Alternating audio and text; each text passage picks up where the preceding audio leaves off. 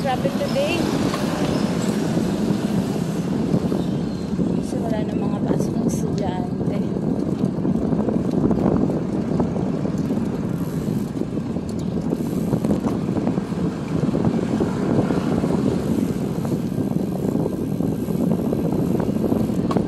Shoutout ko lang pala lahat ng mga sumusuporta sa aking mga reels and videos. Thank you guys. Kasama ko mula sa umpisa.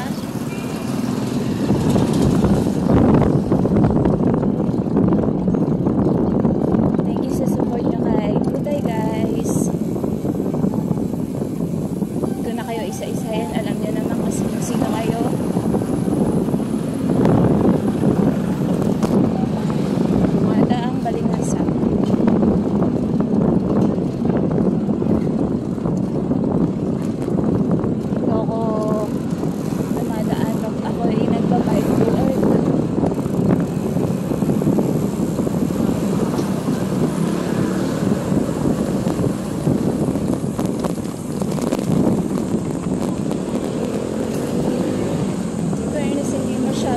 Mainit yung araw.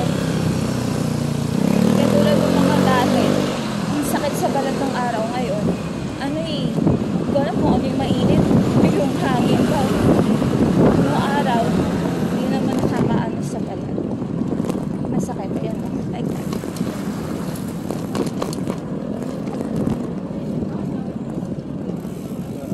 Kaya di ako gumamit ng arm sleeve na yan.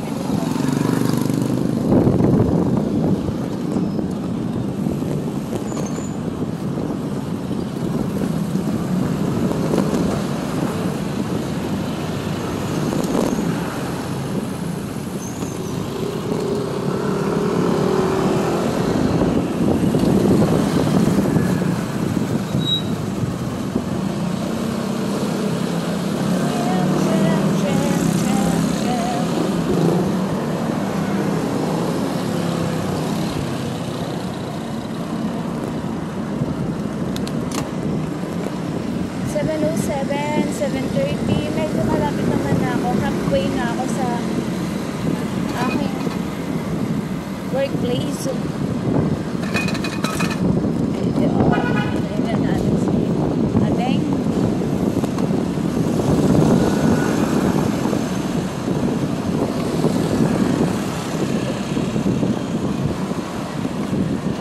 Buti naka-recover na yung katawan ko ng Sierra Madre loop namin.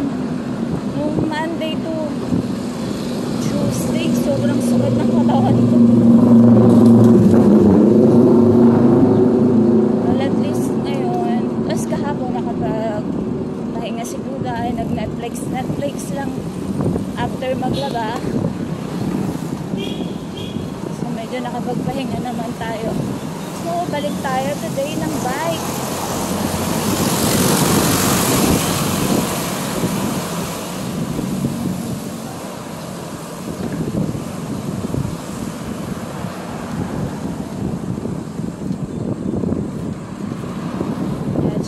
Ride muna tayo.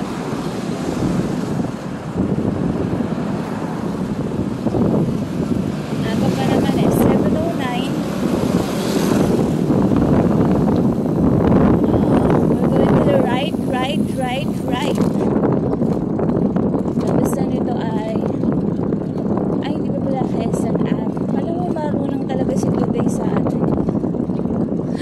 Sa lugar.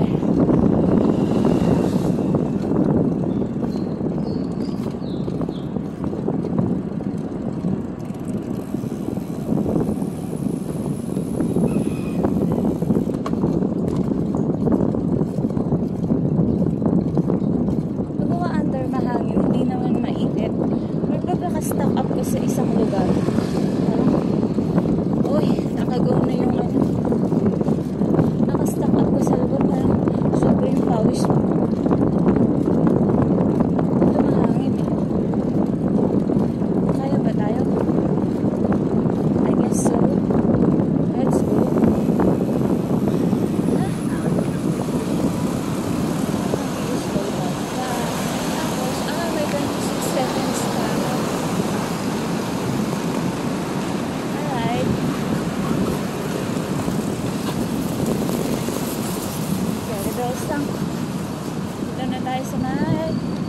Quezon. Ay hindi, Santo Domingo to. Ayan, Santo Domingo Avenue. Kahabaan yan. As yung dulo nito, yung Santo Domingo Church. Saan nagbabike si Sir Wilfredo na laging nanonood ng ating mga video.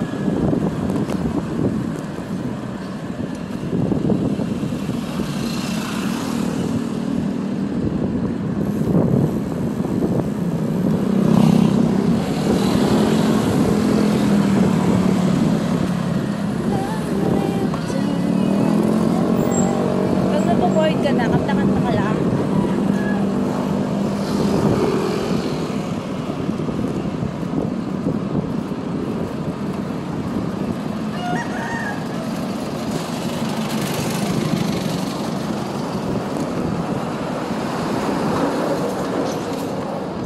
Dito ka sa aking sabayan mo kung lunyari. Ikaw sa Manitela. Susunod ka parang reyna.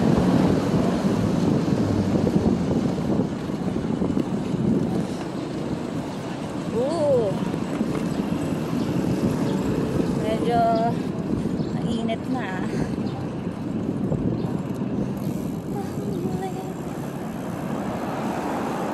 Let's go, nakagaw na.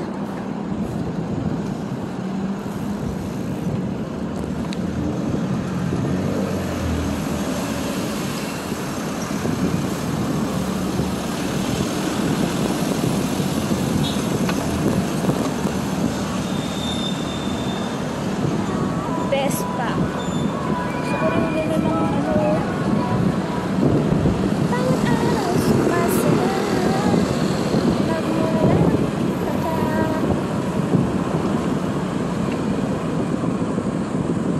Pantropiko.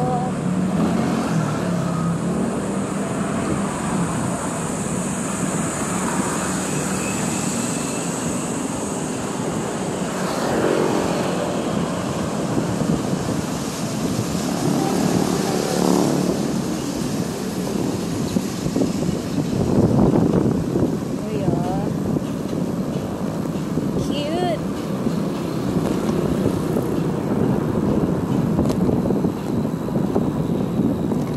Pantropiko.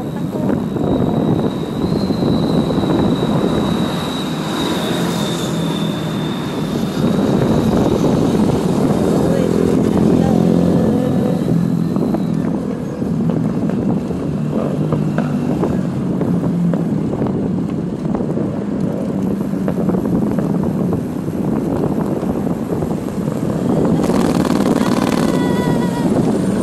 Lutang tayo kasi may lato. Then, kakaliwa siya. Let's go. Dapat mag-diet si Kuda eh. Grabe, nag-weigh na naman ako. Hapon ba yun? Almost 65 kilo na ako. Parang lalo kong tumataba nang nagpabike ako.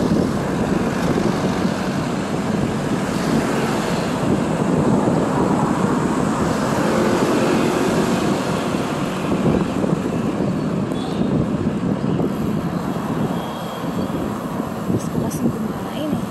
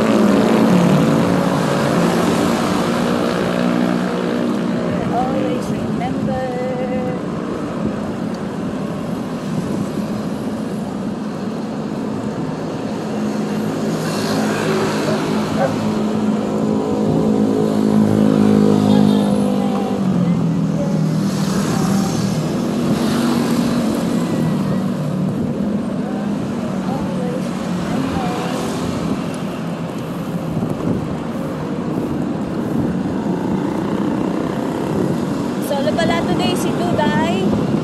Nakita nyo naman, nakamotor na naman yung aking videographer today. So, mag-isa na naman akong uuwi.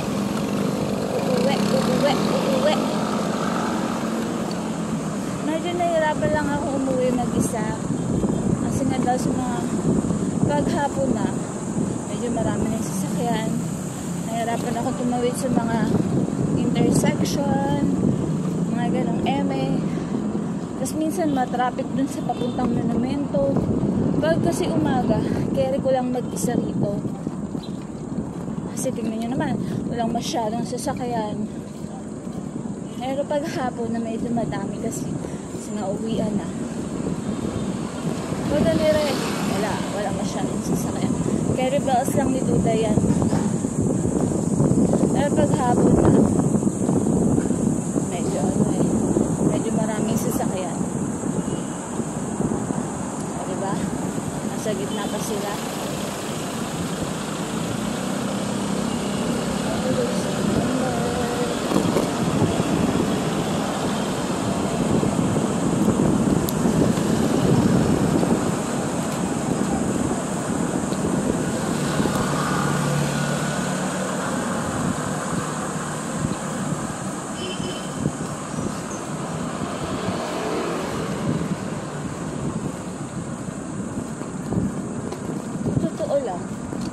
Nakakatamad talagang manood ng mahabang video Ito talaga yung isusort mo lang yung mga important details. Kaso sa totoo lang din, ang hirap mag-edit. Napaka time consuming. Reels nga lang minsan pag nag-edit ako, pinakamabilis na, wala nang eme-eme yun.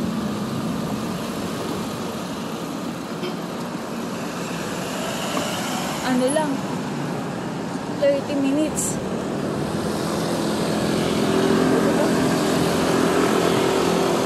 Napaka-time consuming talaga ng pag-re-reel sa FB. Kaya hindi lang din siya basta-basta.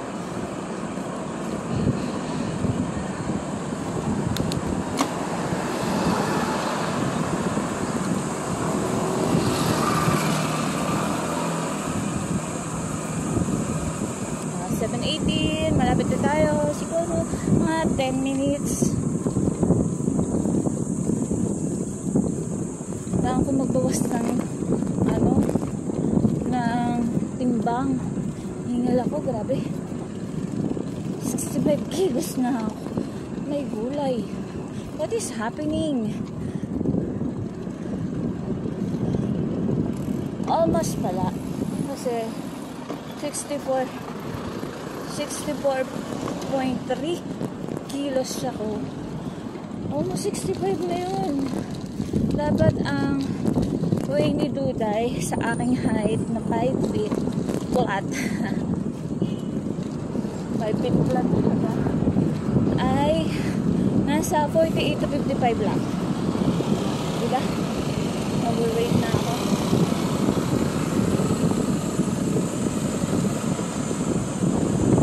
Almost 10 kilos.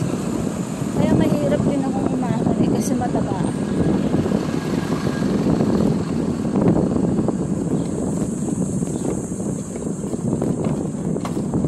At the same time, hindi rin ako marunong ng proper breathing. Pero sinasabing ganun Si Ronel pala nagsabi ng proper breathing. Yung hihinga ka sa ilong, hindi sa bibig.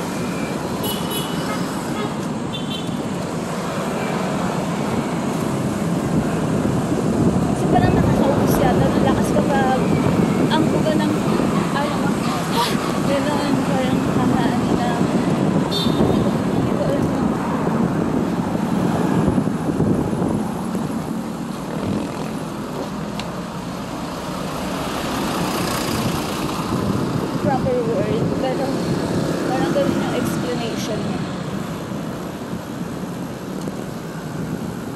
Tinatry ko naman yun. Kanina medyo tinry ko siya.